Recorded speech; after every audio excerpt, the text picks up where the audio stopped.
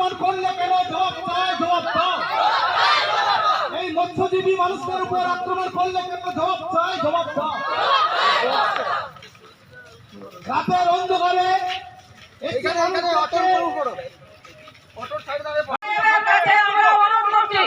আপনারা যেন আমাদের এই গরিব লোকের এসি পরিবারের দোকানগুলো যে কাটিয়ে কেটে সব পুড়িয়ে দিয়েছে, সেইগুলো যেন ভালোভাবে যেন তৈরি হয়। আবার বলছি, আমাদের অখিলগিরি মন্ত্রী মহোদয় এসেছিলেন, ওনার বিরুদ্ধে আপনারা ছোট বড় ভাষা বলেছেন এবং কুৎসাহ কথা বলেছেন। এই কথা বলার জন্য আমরা এই আন্দোলন করেছি। এই আন্দোলনে আপনাদের জবাব দিতে হবে। আর যেভাবে অপমানজনক কথাবার্তা বললেন মন্ত্রী, তখন তার নিজেকে সামলাতে না পেরে কটু কথা কিছু বলেছেন। তা বলে এই নয় যে তার মন্ত্রিত্ব চলে যাবে, তার জন্য আমরা তার তীব্র প্রতিবাদ জানাচ্ছি। তিনি সাধারণ জনগণের মন্ত্রী, সাধারণ মানুষের জন্য তিনি করতে চেয়েছিলেন, কিন্তু সেই প্রতিবাদটা কোনো কাজে এলো না। পাল্টা এই ফরেস্ট ডিপার্টমেন্ট উনার পথটাকে খোয়ালেন। আমরা সাধারণ মানুষ এখানে যারা রুটি করে আমরা খাই, আমাদের সেইটাই জিজ্ঞাসা যে কেন ওনাকে মন্ত্রিত্ব পদ খাওয়াতে হলো। আমরা সাধারণ মানুষ এখানে যারা ব্যবসা করে খাই, আমরা দীর্ঘ 15-20 বছর ধরে জন্মসূত্রে আমরা এখানে দোকানপাট করে আমাদের জীবিকা নির্বাহ হয়। এখানে যারা পর্যটকরা আসে তারা আমোদ প্রমোদ করার জন্য এইসব দোকানে বসে, তারা বিভিন্ন রকমের খাবার খায়, তারা খেলে আমাদের সংসার চলে। এইভাবে চলে আসতো, কিন্তু গত পূর্ণিমা কোটালে যেভাবে সমুদ্র ভাঙন হয়েছে, তাতে আমাদের এই আস্ত দোকানগুলো সব সমুদ্রের গর্ভে চলে গেছে। আমরা শুধু ফরেস্ট ডিপার্টমেন্টের কাছে আমরা চেয়েছিলাম যে সামান্য কিছু জায়গা দিন, আমরা অস্থায়ীভাবে কিছুদিনের জন্য দোকান করব, পাথর পড়ার পরে আমরা পুনরায় ওইদিকে সরে যাব। কিন্তু ডিপার্টমেন্ট আমাদের কোনো কথা না শোনার জন্য আমরা মন্ত্রী মশাইয়ের হস্তক্ষেপ চেয়েছিলাম। মন্ত্রী মশাই শুধু বোঝাতে চেয়েছিলেন যে ওনাদেরকে অল্প স্বল্প একটু জায়গা দিয়ে বসানোর হোক, কিন্তু তার কথা কোন রকম কর্ণপাত না করে মন্ত্রীকে বরং আরো বলেছেন যে উনি দলদাস, উনি ক্ষমতার জোরে এখানে ওনাদেরকে সব জোর করে বসাতে চেয়েছেন। কিন্তু আমরা সেটা করতে চাইনি, আমাদের উদ্দেশ্য সেটা নয়। আমরা শুধু চেয়েছি এখানে সাধারণ মানুষ কিছু করে খান। এখানে স্থায়ীভাবে এখানে কোনো কংক্রিট কোনো ঘর বাঁধা হয়নি। তাই আমরা এই মন্ত্রিত্ব চলে যাওয়ার জন্য আমরা আজকে বিক্ষোভ কর্মসূচি পালন করছি। আমাদের এই গরিব মানুষ যাতে সেখানে রুজির জন্য যে কিছু ব্যবস্থা যাতে করতে পারে, তার ফরেস্ট ডিপার্টমেন্টকেও আমরা পুনরায় আবার ভাবতে বলছি। তাই এইখানে আমাদের এই বিক্ষোভ মিছিল চলছে। আগামী দিনে যতদিন এই সমস্যার সমাধান না হচ্ছে, আমরা কিন্তু এই কর্মসূচি চালিয়ে যাব।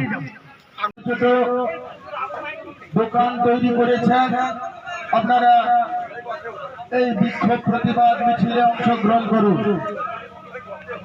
আমরা তপশিলি জাতি সম্প্রদায়ভুক্ত মানুষ জীবিকার স্বার্থে চা বিক্রি করছি, কেউ জল বিক্রি করছেন, কেউ বা ডাব বিক্রি করছেন। আমরা এই সমস্ত কাজ করে 2 পয়সা ইনকাম করে সংসার প্রতিপালন করছি। আমাদের উপরে যেভাবে অমানবিক অত্যাচার করেছেন, দলিত সম্প্রদায় এসি সম্প্রদায় মানুষের উপর আক্রমণ করলে কেন রেঞ্জার ম্যাডাম জবাব চাই। এসি সম্প্রদায় মানুষের উপর আক্রমণ করলে কেন রেঞ্জার ম্যাডাম জবাব চাই। এসি মানুষের দিলে কেন রেঞ্জার ম্যাডাম জবাব চাই। ছড়িয়ে দিলে কেন সমস্যা চাই।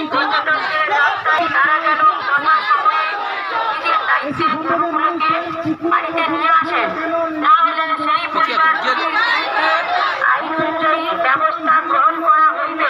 ধন্যবাদ। তালগাছড়ি 2 নম্বর গ্রাম পঞ্চায়েতের প্রধান। আপনারা আজকে আন্দোলন করছেন কেন? আমরা আন্দোলন করছি, এখানে দোকানপাট যে বসেছিল রেঞ্জার ম্যাডাম রাতের অন্ধকারে কেটে দিয়েছে কেন। তো এখন কি চাইছেন? এখন তো বন দপ্তর থেকে বলা হচ্ছে যে আপনাদেরকে কোনো জায়গা দেওয়া হবে না, পুরো জায়গা ঘিরে রাখা হবে। আমরা ঘিরে রাখলে আমরা তপশিলি জাতি, এখানে মৎস্যজীবী 15 বছর ধরে আমরা ব্যবসা করে খাচ্ছি। আজকে এই কথা বললে আমরা কি করে আমরা সংসার চালাবো?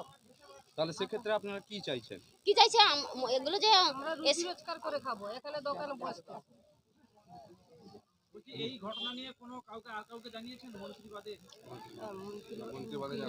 হ্যাঁ ভিডিওকে জানিয়েছি।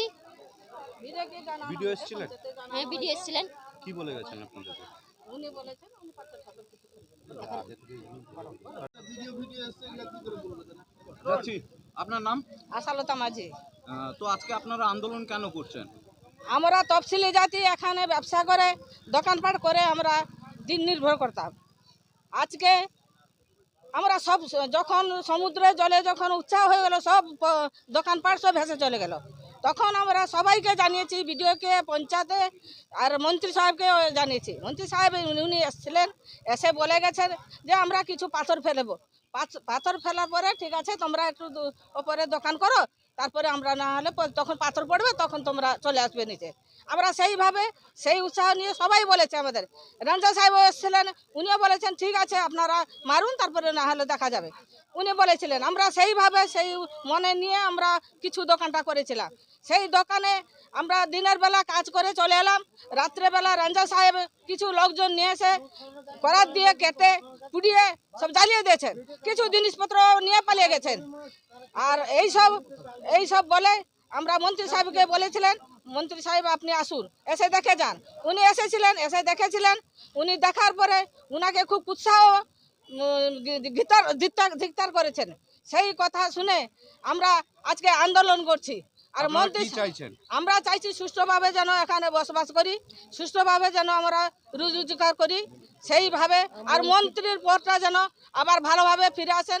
মন্ত্রী এসেছিলেন যেন আমার কাছে উনি আসেন, এসে আমাদের কাছে সাহায্য করেন বা আমাদের কিছু হয়তো কথা বলে আমাদেরকে কিছু সান্ত্বনা দিয়ে আমাদের মনটা সান্ত্বনা দিয়ে আমরা মনটাকে কোনো মুখ্যমন্ত্রী তো স্বপ্নিল বাবুকে মন্ত্রিত্ব পদ গেছেন, সেটা তো মুখ্যমন্ত্রী সিদ্ধান্ত নেবেন। মুখ্যমন্ত্রীকে কিছু বলবেন আপনাদের তরফ থেকে? হ্যাঁ মুখ্যমন্ত্রীকে বলবো আমরা এই সিদ্ধান্ত নিয়েছি যে অখিল বাবুর যেন কোনো দোষ না হয়। উনি খুব আমাদের সুষ্ঠুভাবে পরিচালনা করতেন। যেই দিনকে আমরা ডাকবো উনি সেই দিকে এসে আমাদের পাশে দাঁড়ান, সব কিছু করতেন। তো সেইটা আমরা আমাদের মুখ্যমন্ত্রীকে আমরা জানাবো।